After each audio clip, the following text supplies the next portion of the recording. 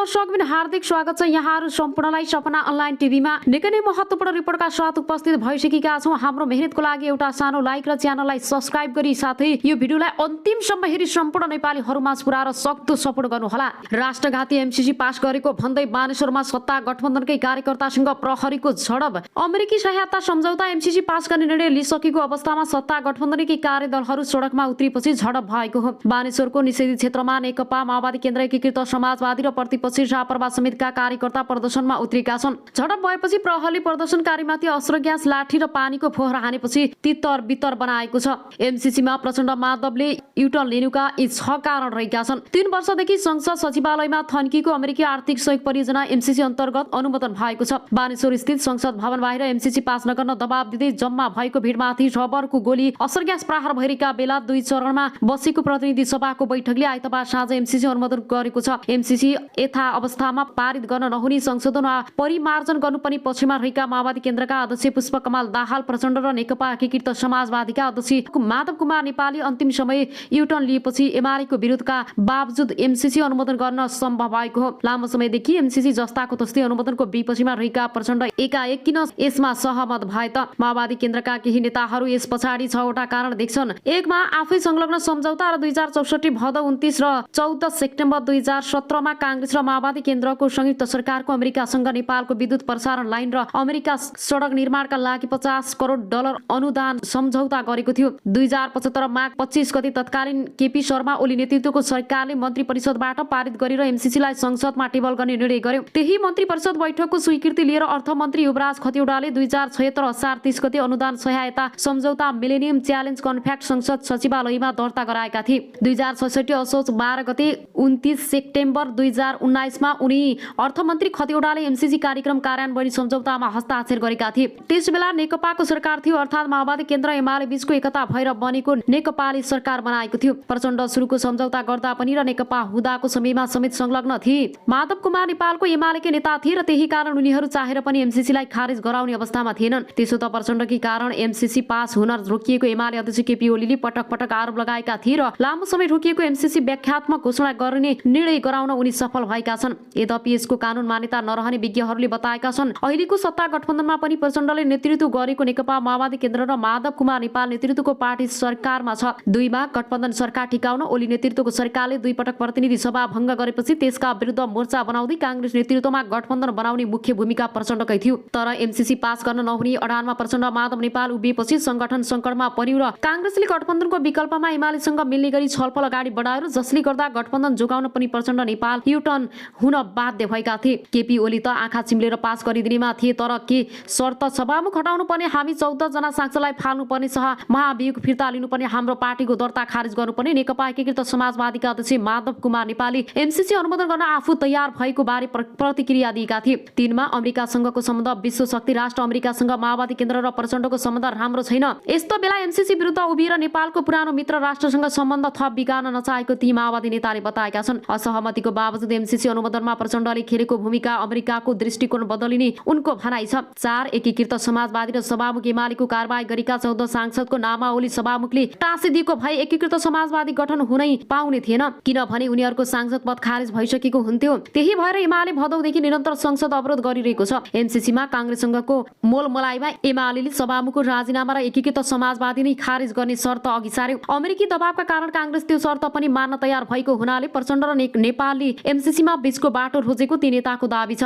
5 मा अर्थमन्त्री आफ्नै आर्थिक अवस्था डामाडोल। कोरोना महामारीपछि अर्थमन्त्रीको अवस्था डामाडोल छ। वैदेशिक मुद्रा सञ्चित घट्दो छ र ती नेताका अनुसार यस्तो बेलामा अनुदान सहयोग नलिँदा त्यसको नकारात्मक प्रभाव पर्नुका साथै विद्युत विकासमा पनि अवरोध हुने थियो र यी सबैको दोष माओवादी केन्द्रको थाप्लोमा आउने थियो, किनभने अर्थ मन्त्रालय माओवादीले सम्हालेको छ। अर्थमन्त्री जनार्दन शर्मालाई सफल बनाउन पनि प्रचण्डले यस्तो कदम उठाएको उनको भनाइ छ। 6 मा बीआरआई र अरू योजना अघि बढाउन ढोका खोल्ने। नेपालले एमसीसी परियोजना अनुमोदन गरेसँगै चीन लगायतका मुलुकसँग गरेको अन्य सम्झौता कार्यान्वयन गराउन बाटो खुलेको एक अर्का माओवादी नेताको भनाइ छ। नेपालले चीनसँग बीआरआई भारतसँग बिप्पा सम्झौता गरेको छ। रोकिएका ती योजनालाई एमसीसी संसदबाट अनुमोदन गरेपछि अब जरुरी पनि अगाडि बढाउनु पर्ने अवस्था बनेको छ। नेपालको विकासमा अन्य देशहरूको सहयोग लिने र त्यसलाई कार्यान्वयन गराउन यसले ढोका खोलिदिएको छ, ती नेताले भनेका छन्। अब आउनुस् अर्को समाचारतर्फ लागौं।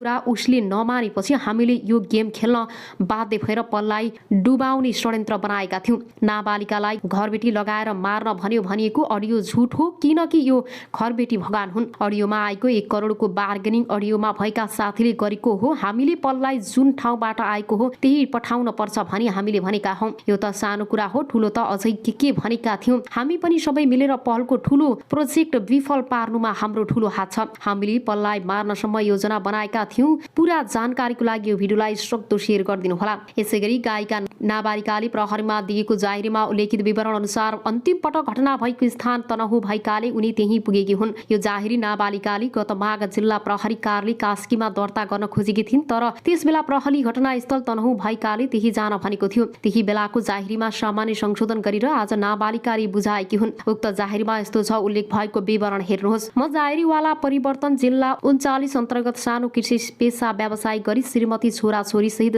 5 जनाको परिवार सबै आइरहेकोमा मेरी छोरी वर्ष 16 कि विगत 3 वर्षदेखि गायन क्षेत्रमा ख्याति कमाई सुर राम्रो भएको कारण सामाजिक सञ्जालहरूमा समेत चर्चित भई इज्जत प्रतिष्ठा कमाउने काम गरेकी छन्। यसै क्रममा विभिन्न राष्ट्रिय कलाकारहरूसँग भेटघाट भई आफ्नो कला प्रस्तुत गर्दै आइरहेकी थिइन्। विगत अन्दाजी 3 महिना अगाडिदेखि मेरी छोरी गीत सङ्गीतमा त्यति धेरै मन नलगाउने एकोहोरो जस्तो बस्ने गर्दै आइरहेकाले नाबालक छोरीलाई के भएछ भनी म समेतले कुरा गर्न खोज्दा छोरीले आफ्नो कुरा खुलाउन चाहिनन् र म समेतले छोरीको पहिचान, पहिलाको र हालको स्वभाव तथा आफ्नो कलाकारिता प्रतिको नौरास्यता देखेपछि उनलाई निकै अनुरोध गरी पश्चाताप निजले आफ्नो घटनाको बारेमा बताए अनुसार हामीले जाहेरी दिएका व्यक्ति नेपाली सिने जगतका प्रख्यात कलाकार पूर्ण विक्रम शाह पल्सासँग मिति 2077 6 महिना 22 गति काठमाडौँ पिपुल बर बोटको गीतको भिडियो सुटिङ गर्ने क्रममा पहिलो पटक भेटघाट नै फेसबुक आइडी र फोन नम्बर समेत आदान प्रदान भएको रहेछ। कमिक रूपमा नाबालक छोरीसँग भेट हुँदा निजपूर्ण विक्रम शाहले देखावटी रूपमा माया प्रेम गरेको बहन गरी भिडियो सुटिङ तथा अन्य भेटघाटको क्रमलाई बधाउँदै लागि धेरै नै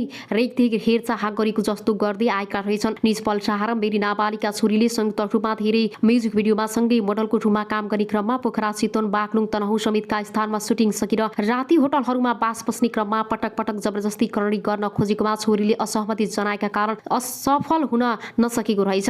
यस क्रममा 2077 12 महिना 31 गति बागलुङ जिल्लाको गलकुट महोत्सवमा प्रतिवादी पूर्ण विक्रम शाह, दुर्गेश थापा समेतका कलाकारसँग मेरी नाबालिका छोरी पनि गाडीमा बागलुङको गलकुट गएको। उक्त स्थान जाँदा र फर्कँदा निज प्रतिवादी र मेरी छोरी एकै सिटमा यात्रा गर्दाको बखत समेत बाल यौन दुरुपयोग गरी संवेदनशील अङ्गमा चलाउने, जिस्काउने, समात्ने जस्ता कार्य समेत गरेका र मिति 2068 जिम 1 महिना 2 गति काठमाडौँ पुगी छोरी आफ्नो कोठामा गई बसिन् र काठमाडौँको बसाइमा सामान्य भेटघाट समेत गर्दै आएका रहेछन्। त्यसपछि छोरी घरमा आई 1 हप्ता अघि बसे पश्चाताप निज प्रतिवादी पूर्ण विक्रम शाह पल्साहाले फोन गरी सुटिङको लागि म पोखरा आउँदैछु, तिमीलाई म भेट्छु भनी पोखरा स्थित लेक साइडमा भेटघाटको लागि बोलाएको। भेटघाट गरी लकडाउनको हल्ला चलेको हुँदा छोरी पनि काठमाडौँ जानुपर्ने भएको हुँदा मिति 2068 1 महिना 14 गति साँझ 12 बजी पोखराबाट काठमाडौँ फर्किने क्रममा जिल्ला तनहुँ शुक्ला गण्डकी नगरपालिका वडा नम्बर 4 दुली गैडा स्थित प्रतिवादीको चिन्जानको व्यक्ति प्रदीप थापाको घरमा बसेका अवसरमा नाबालिका छोरी दिनभरिको थकानले खाना खाएपछि उक्त घरको दोस्रो तलामा सुत्न गएकी र प्रतिवादी पूर्ण विक्रम शाह र कमल खत्री भनी व्यक्ति सोही घरको छुट्टी कोठामा राति अन्दाजी 11 बजेसम्म रक्सी खाएर बसेको र राति अन्दाजी 12 बजेतिर निज प्रतिवादीले छोरीको मेसेन्जरमा म तिम्रो कोठामा आउँछु भनेर मेसेज गरेको र तुरुन्तै छोरीको कोठा ढक ढक गर्न आएका रहेछन्। छोरीले कोठा खोलिदिए पश्चात निज प्रतिवादी छोरी श्रुतिको कोठामा आएर छोरीलाई ललाई फकाई माया प्रेम गरेको बहाना बनाई तिमीले काठमाडौँको कोठा सर्न पर्यो, म तिम्रो कोठामा दिनदिनै आउँछु, तिम्रो बारेमा नराम्रो कुरा सुने भने मैले राम्रो मान्दिन भनी उमेर पुगेपछि विवाह गर्छु, धोका दिन्न भन्ने विश्वास दिलाई छोरीको असहमति हुँदाहुँदै पनि जबरजस्ती करणी गरेका रहेछन्। छोरीलाई माया गरेको देखाउनको लागि वारदाताको भोलिपल्ट घोर बाराही मन्दिर समेत घुमाई दुली गैडाको सुटिङ सकेर काठमाडौँ गएका रहेछन्। पल्साहाले पोखरा स्थित होटलमा प्राइममा र चितवन स्थित गैडाकोट रिसोर्टमा पटक पटक गरी करणी गरेको हुँदा यसरी मेरी नाबालिका छोरीको हेरविचार गरेको बहाना समेत गरी माया प्रेमको झुट नाटक गरी करणी गर्ने निजपूर्ण विक्रम शाह पल्साहालाई कडा कारबाही गरी कानुन बमोजिम पीडितलाई क्षतिपूर्ति समेत दिनलाई भराइ पाऊ। कानुन अनुसार 18 वर्षभन्दा मुनिका बालबालिकासँग सहमतिमै राखिएको शारीरिक सम्बन्ध पनि करणी। गायिका नाबालिका उमेरले 17 वर्षकी भएकी छन्। तनहु प्रहरीले पल्साहालाई पक्राउ गर्न कानुनी प्रक्रिया थालिसकेको जानकारी प्राप्त छ। जाहेरी दर्ता गर्नु अघि प्रहरीले नाबालिकाको अडियो भिडियो बयान समेत लिएको थियो। यसअघि पनि नाबालिकाले पल पल विरुद्ध जाहेरी दिन कदम चालेकी। केही दिन अगाडि उनी कास्के प्रहरीमा जाहेरी लिन पुगेको थिइन्, तर प्रहरी अन्तिम पटक घटना हुँदा भएको हो, त्यहाँ उचुरी गर्नुपर्ने बताएको थियो। यसबीचमा पल्ली नाबालिकालाई बिहेको आश्वासन दिएर थामथुम पारेपछि उनी रोकिएकी थिइन्। नायक पलले एउटा कुराकानीमा नाबालिकासँग आफ्नो शारीरिक सम्बन्ध रहेको स्वीकारोक्ति गरेको अडियो सार्वजनिक भएको थियो र नाबालिका 17 वर्षकी छिन्। नेपालको कानुनले 18 वर्षभन्दा कम उमेरकी किशोरी बालिकासँग सहमतिमै राखेको यौन सम्बन्धलाई पनि जबरजस्ती करणी मान्छ। कानुनमा कडा सजायको व्यवस्था छ। अब आउनुहोस् अर्को समाचारतर्फ लागौँ।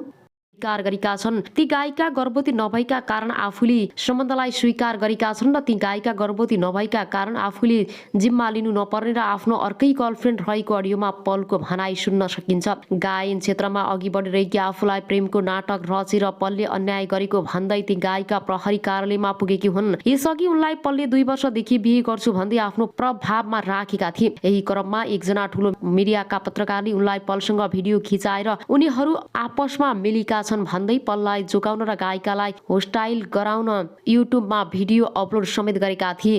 तर मंगलबारदेखि ती गायिका कानुनी प्रक्रियामा जान तयार भइन्। उनी मंगलबार नै काठमाडौँबाट तनहुँतर्फ लागेकी थिइन्, तर मंगलबार साँझ तनहुँ जीप प्रकारले बुबाको पनि हस्ताक्षर चाहिन्छ भनेपछि बुधबार मात्रै जाहेरी दर्ता भएको थियो। अब आउनुहोस् अर्को समाचारतर्फ लागौँ। समीक्षाको संवेदनासँग खेल्ने अधिकार तपाईँलाई कसले दियो? न कसैको समर्थन न कसैको विरुद्ध साक्षी किनारमा बसेर घटिरहेका घटनाक्रमलाई निहाली रही उदाङ्गो हुँदै गर्दा समाजमा नियतिको एउटा पर्दा कतै खोचिरह्यो कतै पोलिरह्यो। बारम्बार मन नलागेको होइन कसैको पक्ष र कसैको विपक्षीमा बोल्न, तर केही पढेकै भरमा केही सुनेकै भरमा कसैप्रति धारणा बनाउनु सानो कुरा होइन। म सानै कुरामा हराइरहने मान्छे यति ठुलो हिम्मत गरी हाल्न सकिन। मैले हेर्दा हेर्दै यो समाजले गिजोली रह्यो। एउटी किशोरीको मन खेलिरह्यो। उसको संवेदनासँग पत्रकारिता गरेर पकाएका अग्रली पनि छोडेनन्। उसले भुल्न खोजिरहेका घाउ लागेको खाटो कोट्याउन, तर उसलाई कसैले सोधेन कति को खायो तिम्रो मुटुमा हामीले बोलिरहेका शब्दले बोल्यो कि बोलेन?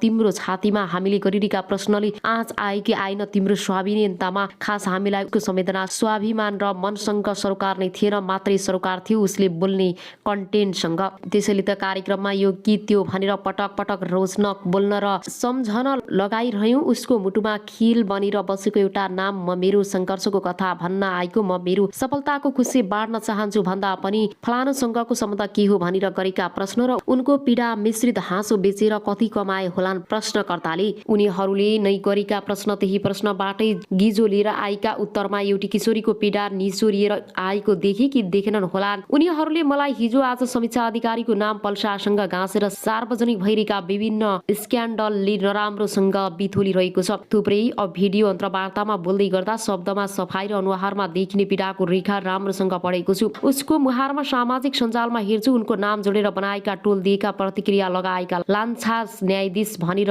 गरिदिएका फैसला म हेर्ने पढ्ने र सुन्ने मान्छेका जिउमा त काँडा उम्रिन्छन्। कति गाह्रो हुँदो हो र कलिलो चेतनाले यी सबै कुरा स्वीकार गर्न। तपाईँ हामीले सोधेका प्रश्नको भारीले थिचिएर तपाईँ हामीले दिएका प्रतिक्रियाको छेडे कसरमा अल्झिएर तपाईँ हामीले लगाएका लान्छालाई सहन नसकेर उनले समातिन् भने जिन्दगीको गलत बाटो त्यसको जिम्मेवारी कसले उठाउने? समीक्षालाई कन्टेन्ट बनाएर मार्केटमा फैलिरहेका हामी मध्ये कतिले उनलाई सुझाव दियौँ तिमीले कानुन लडाई लड्नुपर्छ भनेर प्रहरीमा उजुरी गर्न गएकी छोरीलाई तिम्रो करियर सकिन्छ भयो छोडिदेऊ भनेर चिन्ता व्यक्त गर्ने उनका बुबा आमालाई हामी मध्ये कतिले आत्मबल दियौँ एउटी छोरीको करियर र इज्जत योनिमा सीमित हुँदैन भनेर आफ्नी छोरीका बारेमा आएका अनेकन समाचार पढेर कतिपय मुर्छा परे होलान्। बाबु आमा हामीले हेक्का राखेका छौँ, कसले अधिकार दियो एउटा नाबालिकाको अनेकन गोपनीयता सार्वजनिक गर्न? एक नाबालिकालाई मिडियाको कठघरामा उभ्याएर आफ्नो दुनो सोझाउने नाउँमा आफू अनुकूल धारणा उकल्न लगाउनु ऊ माथिको हिंसा हो कि होइन? कानुनले त नाबालिकाको निर्णय क्षमतालाई अधिकारी मान्दैन, त्यसको कानुनले नदीको अधिकार तपाईँलाई कसले दियो? त्यसैले आज लेख्दै गर्दा विचार गरौँ कतै यही शब्दले दिएको मानसिक टर्चरले कसैको जीवन क्षतिमा अर्को शब्द खर्चिनु पर्यो भने कसैको पक्ष वा विपक्षीमा बहस गरिरहँदा सोचौँ मेरो भनाइले पीडितलाई झन पीडित र बनाइसकेको छैन, बरु सबैले कानुनी लडाई लागि सुझाव दिउँ, पीडितले न्यायबाट वञ्चित हुन नपरोस् भन्ने कित्ताबाट कानुनी कठघरामा सहयोग गरौँ। केही गलत भएको छ, कोही अन्यायमा परेको छ, समीक्षाले बारम्बार फेरिरहने प्रतिक्रिया उनी पलबाट होस्टाइल भइरहेकी छिन् भन्ने सहजै अनुमान लगाउन सकिन्छ। हामी उनको पीडालाई मिडियामा सामाजिक सञ्जालमा प्रचारबाजी गर्दै त्यहाँ आएका शेयर कमेन्ट र उनले बोलेका कन्टेन्टले कमाएको